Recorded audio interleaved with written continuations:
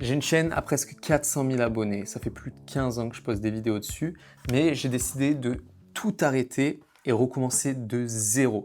Donc non, je suis pas devenu fou.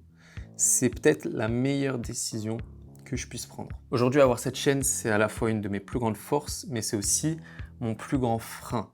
Et je vais t'expliquer pourquoi. On va parler justement de stratégie YouTube, mais ça peut s'appliquer à tous les réseaux sociaux au final. Est-ce que quand tu crées du contenu, tu sers ou tu desserres ton business? Au fond, c'est ça la question. Et que faire si tu vois que tu as une communauté de zombies qui te suit? J'ai une chaîne à plus de 400 000 abonnés qui a abordé plein de sujets différents. Au début, la danse, ensuite la muscu, ensuite le divertissement et plus récemment, le business. Avant, à l'époque, quand tu avais des abonnés, tes vidéos étaient affichées à tes abonnés dans l'onglet abonnement. Donc ça avait vraiment du sens. Tu avais 100 000 abonnés, tu avais 100 000 vues de manière générale.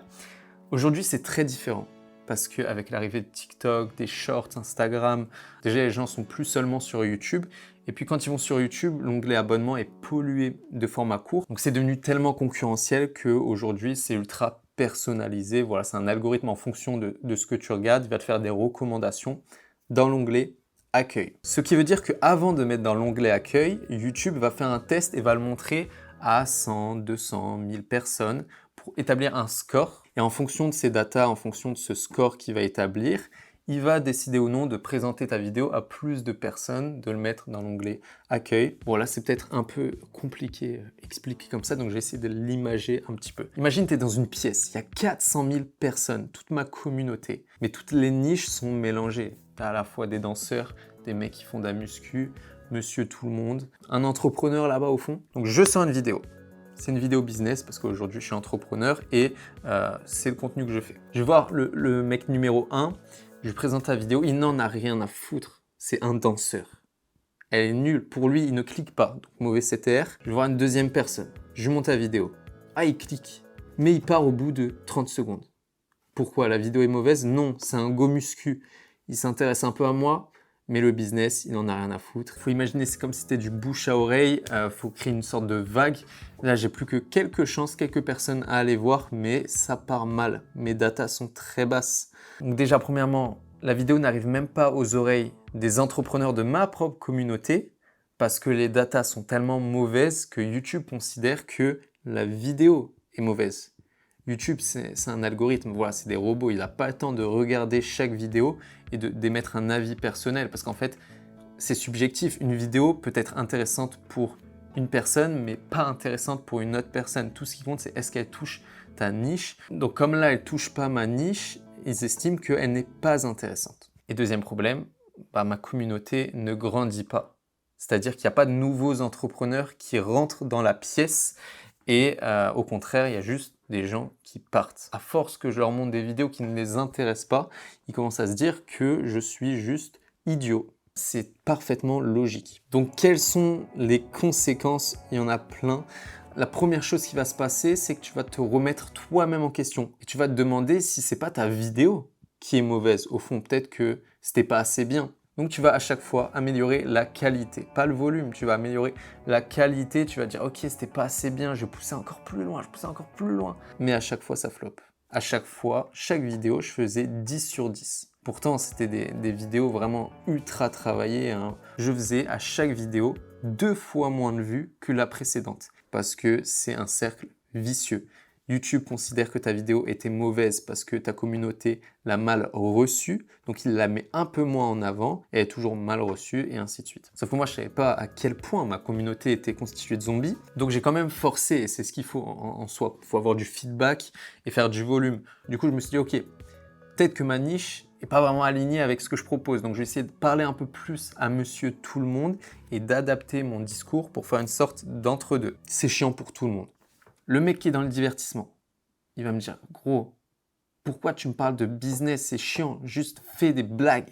Le mec qui est dans le business, il va me dire, gros, pourquoi tu fais des blagues? Explique-moi concrètement comment tu bosses, c'est ça que je veux savoir. Et même moi, ça me fait chier d'essayer de faire un entre-deux. À chaque fois, me poser la question, ah ouais, mais attends, parce que je vais pas plaire à cette personne spécifique. Ça n'a pas marché, ça sent que je me perds et que je fais n'importe quoi. Donc tu vas me dire, ouais, sinon juste tu fais des vidéos de divertissement. Pourquoi tu veux faire des vidéos business? Premièrement, parce que c'est ça qui m'intéresse aujourd'hui. Ensuite, parce que je propose de faire de l'acquisition de clients grâce à YouTube. Donc, je l'applique aussi pour moi-même. Comme ma cible, c'est les entrepreneurs, je dois faire du contenu pour ma cible. Et donc, ce qui intéresse les entrepreneurs, c'est du contenu business. D'ailleurs, petite parenthèse, mais j'ai créé ma société le mois dernier pour vraiment structurer ça officiellement. On a créé une SAS avec Legal Place et je tiens à les remercier parce que franchement, c'était ultra simple de le créer, ultra facile, tout est expliqué. Donc si vous êtes entrepreneur et que vous n'avez pas encore créé votre société, vous voulez créer une auto-entreprise ou une entreprise, une SAS, une SARL, peu importe, vraiment ne le faites pas vous-même. Quand j'étais auto-entrepreneur, je l'avais fait moi-même, j'ai mis 3 mois. C'était un enfer. Alors que Legal Place, on a mis 3 heures, on a envoyé des petits papiers et au bout d'une semaine, c'était fini, quoi. Donc Legal Place, ils font la création d'entreprise, la domiciliation, la comptabilité aussi si tu as besoin d'un comptable. C'est aussi les seuls à faire le compte bancaire. Donc je vous mets le lien dans la description et vous avez moins 15% avec le code Arthur. Donc profitez-en. Le fait est que voilà, cette chaîne, ça fait 1 an que je poste du contenu business, que j'essaie de mettre la barre toujours un peu plus haute, mais qu'on fait des statistiques toujours plus basses. Moi, je préfère repartir sur des bonnes bases, avoir un vrai potentiel de croissance. Je préfère que ma vidéo soit montrée à 1000 entrepreneurs que à 1000 entrepreneurs et 100 000 personnes qui n'en ont rien à foutre. Parce que ces 100 000 personnes qui n'en ont rien à foutre vont tuer ma vidéo. Donc, quelle stratégie je mets en place? Qu'est-ce que je vais mettre en place aujourd'hui pour repartir de zéro? Déjà, je vais quand même essayer de rediriger les personnes qualifiées de mon ancienne audience vers mes nouveaux réseaux. Voilà, pour quand même me servir de ça comme tremplin. Ensuite, je vais commencer par faire du volume. Voilà, je ne vais pas essayer de faire la meilleure vidéo possible. Le but, c'est d'avoir un maximum de data, de feedback, d'être dans le moment, d'être sur le terrain et de poster régulièrement parce que je pense que c'est vraiment à force de faire un maximum de volume que je ferai de la qualité et pas autrement. Parce qu'au début, quand tu crées une chaîne YouTube, tout ce qu'il fait, c'est qu'il essaie de comprendre à qui il doit montrer tes vidéos, à qui tu t'adresses. Donc en fait, tu peux faire la meilleure vidéo que tu veux. Il y a peu de chances qu'elle soit montrée directement à la bonne audience. Donc c'est ce que je vais faire sur YouTube et Instagram. Poster régulièrement du contenu spontané, plus simple à produire pour pouvoir être régulier, faire du volume en m'assurant surtout que je parle précisément à ma niche et ça va être le point crucial, le plus important. Donc j'espère que tu as appris des choses. Puis si tu souhaites te faire accompagner sur YouTube pour générer des clients high ticket en automatique, 5 à 10 clients par mois en plus grâce à l'acquisition YouTube, je te mets le lien dans la description. On se prend un appel, évidemment ça n'engage en rien et on t'expliquera concrètement ce qu'on propose. Donc voilà, là il est 1h20 du mat, comme d'habitude. Moi j'ai fini de bosser, je vais aller me coucher et puis demain on est reparti pour une autre journée de charbon pour faire exploser nos putains de business. Les gars, on va aller chercher cette foutue Lambo là.